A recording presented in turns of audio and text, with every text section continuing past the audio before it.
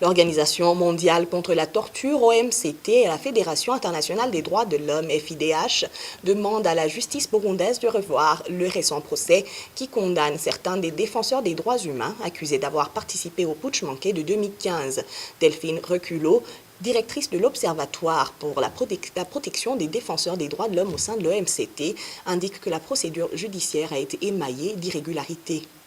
Alors tout d'abord, nous dénonçons le fait que ces défenseurs soient persécutés et harcelés judiciairement pour leurs activités de défense des droits humains en premier plan.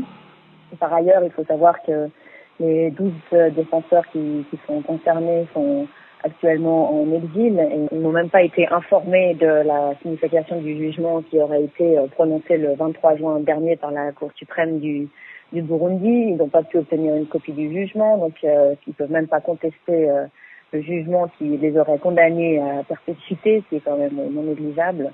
Nous demandons à ce que le harcèlement judiciaire et donc que ces procédures même qui ont été engagées à l'encontre de ces 12 défenseurs soient conduites dans le respect du droit à un procès équitable, qui puissent être représentés par un avocat, parce que les 10 défenseurs n'ont pas pu trouver d'avocat au Burundi pour les représenter. Ils avaient donc mandaté un avocat congolais, mais la Cour suprême a refusé de reconnaître sa compétence pour qu'il représente les défenseurs. Donc leurs droits de la défense n'ont même pas pu être garantis dans ce cadre-là. Et de manière plus générale, nous demandons tout simplement que cette procédure et les actes d'harcèlement à leur encontre suspendus.